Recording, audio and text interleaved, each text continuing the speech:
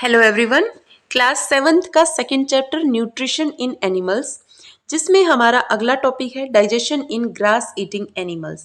सो grass eating animals जैसे गाय, buffalo, ठीक है, या अदर जो ग्रास ईटिंग एनिमल्स, ये आपने देखा होगा कि ये कंटिन्यूअसली अपना मुंह चबाते रहते हैं, जिसे कि जुगाली करना कहा जाता है। So, have you observed cows, buffaloes and other grass-eating animals chewing continuously even when they are not eating? जब वो चारा फोडर नहीं खा रहे होते हैं तो भी उनका मुंह चलता रहता है। So, ऐसा क्यों होता है?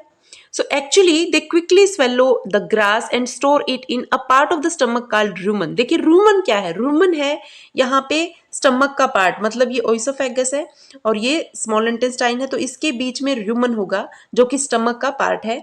ये जो rumen है, ये रूमेन के अंदर वो क्या करते हैं, क्विकली अपना खाना स्वेलो यानी निगल लेते हैं और इस रूमेन के अंदर स्टोर कर लेते हैं।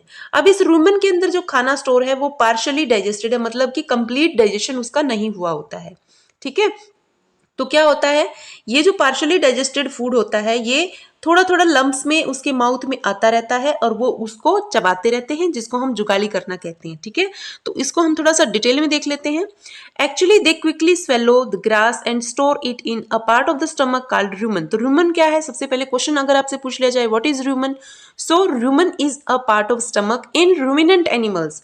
रूमिनेंट एनिमल्स मतलब grass eating animals. Okay, so here the food gets partially digested. The food gets partially digested and is called curd. Human के अंदर जो खाना आता है, देखिए अब यहाँ पे ये देख लीजिए, ये आपको एक गाय दिखाई गई है। ठीक है, रूमिनेंट एनिमल का एग्जाम्पल। यहाँ पे देखिए ये फूड पाइप है ओइसोफेगस, ये है स्मॉल इंटेस्टाइन और इसके बीच में स्टमक का पार्ट है रूमन। अब ये जो रूमन है यहाँ पे वो जल्दी जल्दी सारा जो खाना होता है, जो फूड होता है, वो आके यहाँ पे स्टोर हो जाता है, लेकिन ये पार्शियली डाइजेस्टेड होता है, पूरा डाइजेस्ट थोड़ा सा मतलब इसका डाइजेशन कंप्लीट नहीं हुआ होता है और इसको पार्शियली डाइजेस्टेड जो फूड है उसको यहाँ पे कड बोला जाएगा। क्या बोला जाएगा? कड। अब ये जो कड है, पार्शियली डाइजेस्टेड फूड जो है कड है, अब ये क्या करेगा, रूमन में से थोड़ा थोड़ा इसके माउथ में आता रहेगा और ये उसको चबाती रहेगी। ठीक है, जिसको हम क्या बोला जाता है, जुगाली करना कहते हैं। ओके, और but later the cud returns to the mouth in small lumps and the animal chew it, और एनिमल इसको चबाते रहते हैं। This process is called rumination. इस प्रोसेस को रूमिनेशन कहा जाता है। तो आपसे क्वेश्चन पूछ लिया जाएगा what do you mean by rumination. ठीक है, so rumination is the process by which the partially digested cud is being returned into the mouth in small lumps and the animal chews it. ठीक है, so this process is rumination। और in animals को क्या कहा जाएगा, ruminants animals, ruminant animals। why? because of the presence of rumen which is a part of the stomach। okay, now the grass is rich in cellulose।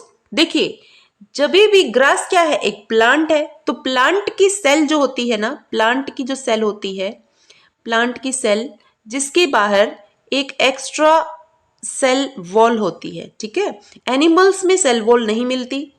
ठीक है, animals में सिर्फ membrane होती है, वो प्लांट्स में भी होती है, लेकिन प्लांट्स में अलग से एक सेल वॉल होती है। अब ये जो सेल वॉल है ये किस चीज की बनी होती है, तो ये बनी होती है कार्बोहाइड्रेट, जिसका जो है सेलुलोज। सो सेलुलोज क्या है, एक कार्बोहाइड्रेट की फॉर्म है। ठीक है, तो जब भी एनिमल्स इस ग्रास को खाते हैं तो इस सेलुलोज को डाइजेस्ट करने के लिए, देखिए the grass is rich in cellulose the type of carbohydrate. In ruminants like cattle, deer, bacteria present in rumen. ये जो रूमन है यहाँ पे एक बैक्टीरिया की टाइप रहती है, और वो बैक्टीरिया कौन से हैं, वो हैं मिथेनोबैक्टीरियम, यानी कि मीथेन प्रोड्यूस करने वाले बैक्टीरिया।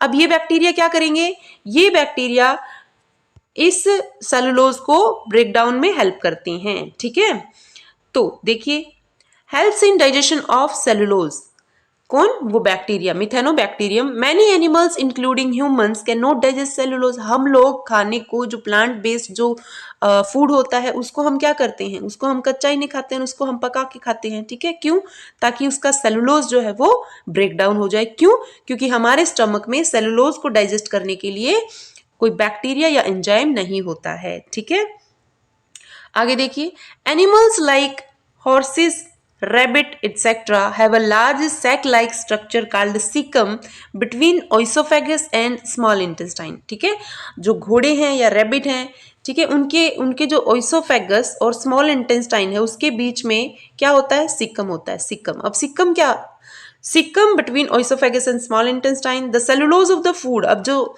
फूड, जो सेलुलोज है जो कि प्लांट बेस्ड फूड के अंदर प्रेजेंट है, is digested here by the action of certain bacteria which are not present in humans. ठीक है, यही बात की हमने. तो देखिए यहाँ पे भी सिक्कम दिखाया गया है, देखिए ये रहा. ओके, सो समझ में आया इतना. तो ये जो है ये बैक्टीरिया ह्यूमंस में प्रेजेंट नहीं होता. So far you have learned about animals which possess the digestive system. तो ये तो हमने पढ़ा कि एनिमल्स में, डाइजेस्टिव ह्यूमंस में पढ़ा और ग्रास ईटिंग एनिमल्स में. But there are many small organisms which do not have a mouth and a digestive system. लेकिन कई ऑर्गेनिजम्स ऐसे होते हैं जिनके पास प्रॉपर डाइजेस्टिव सिस्टम नहीं होता है, माउथ भी नहीं होता है. Then how do they acquire and digest food. तो वो कैसे खाना खाते हैं या उसको डाइजेस्ट करते हैं. In the section below you will learn another interesting way of food intake.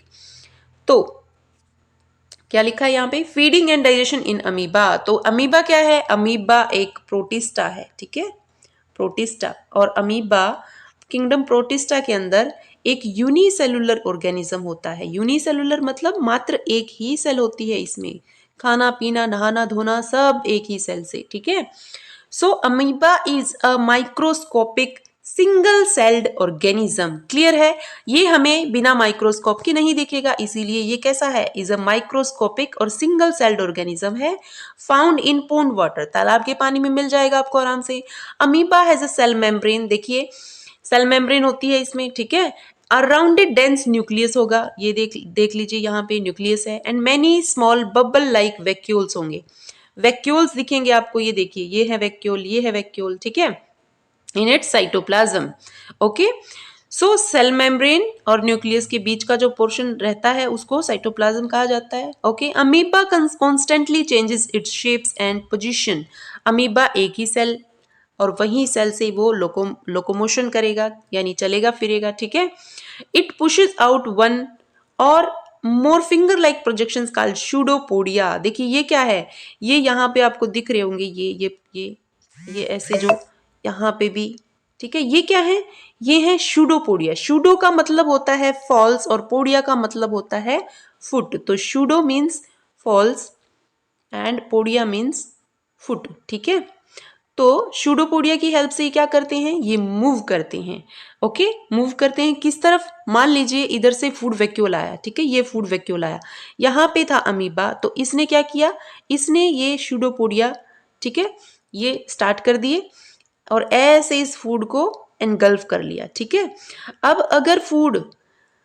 अगर वाटर की उसमें है प्रेजेंस में तो इसको पिनोसाइटोसिस बोलते हैं, और सॉलिड फॉर्म में है तो इसको फैगोसाइटोसिस. तो ये जो है ये अमीबा की फॉर्म से, जो आपके लिए बस इतना ही जरूरी है जानना कि सूडोपोडिया क्या होता है.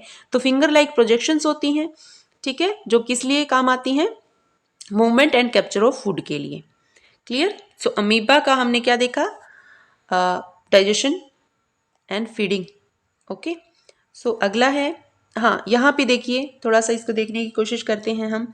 ये तो है इसकी सेल मेम्ब्रेन, फिर है ये है न्यूक्लियस, ये है सूडोपोडियम, ये है फूड वैक्यूल. इंजेशन, ठीक है, intaking of food is known as ingestion, the process of intaking of food. अब ये यहाँ पे फूड वैक्यूल है, जो यहाँ पे इंजाइम्स प्रेजेंट हो गए साइटोप्लाज्म वो इसको ब्रेक डाउन करेंगे, और ये इजेस्टेड यानी कि एक्सक्रीट आउट, इजेस्टेड वेस्ट है. ठीक है, सो हाँ, amoeba constantly change its shape and position. It pushes out one or more finger-like projections जिनको कि सूडोपोडिया कहा जाता है, और false feet for movement and capture of food. ठीक है, आगे देखिए.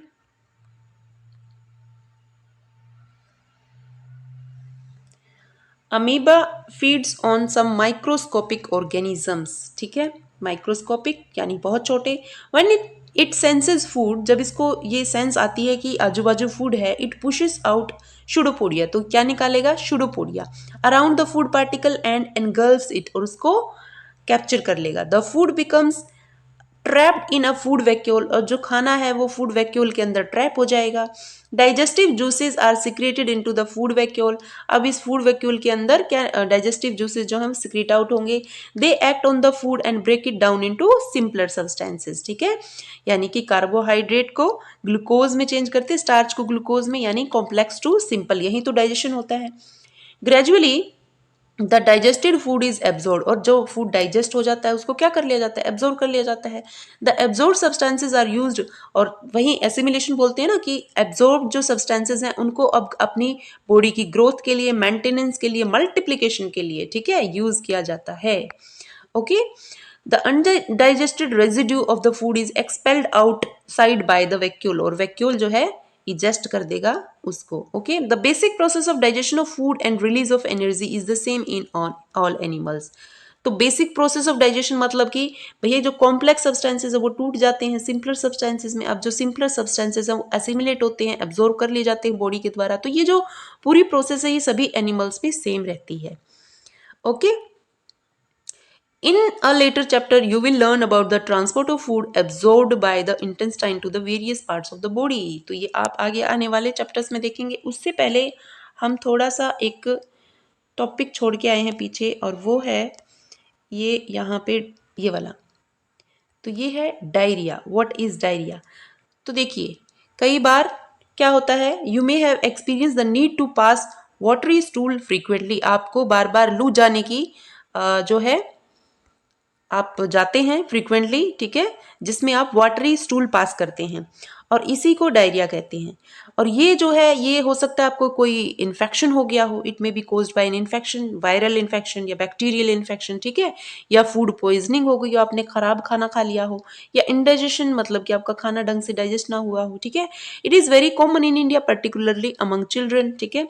Under severe condition it can be fatal, लेकिन देखिए अगर उल्टी दस्त ज़्यादा ही हो जाए तो क्या होगा कि फैटल हो जाता है, बिकॉज एक्सेसिव लॉस हो जाता है वाटर को, डिहाइड्रेशन की कंडीशन हो जाती है, ठीक है। सो this is because of the excessive loss of water and salt from the body. Diarrhea should not be neglected, इसीलिए इसको neglect नहीं किया जा सकता। Even before a doctor is consulted, the patient should be given plenty of boiled and cooled water. तो doctor के पास जाने से पहले अगर किसी बच्चे को डायरिया यानी कि उल्टी दस्त की वजह से पानी बहुत अमाउंट में बॉडी से बाहर निकलता जा रहा है, तो क्या करेंगे, डॉक्टर के पास तो आपको जाना ही जाना है, लेकिन उससे पहले आप क्या करेंगे, घर पर ही एक पिंच ऑफ साल्ट, क्या करेंगे, plenty of boiled and cold water, उसके अंदर पिंच ऑफ साल्ट, क्योंकि आपका साल्ट भी निकलता है ना बॉडी में से डायरिया की वजह से, एंड शुगर को डिसॉल्व कर लेंगे, और उस घोल को, जिसको ओआरएस घोल भी बोलते हैं, उसको आप फ्रीक्वेंटली उस बच्चे को पिलाते रहेंगे। This is called oral rehydration solution. तो ये किस लिए होता है, बॉडी में डिहाइड्रेशन ना बन जाए, यानी ज़्यादा अमाउंट में पानी ना निकल जाए, तो इसीलिए ओआरएस का घोल दिया जाता है। ये छोटा सा टॉपिक था डायरिया का, और इसी के साथ आपका जो चैप्टर है एनिमल न्यूट्रिशन का, ठीक है, सेकंड चैप्टर 7th क्लास का, ये फिनिश होता है। तो मिलते हैं आपको अगले चैप्टर के साथ, तब तक के लिए खुश रहिए, पढ़ते रहिए, धन्यवाद।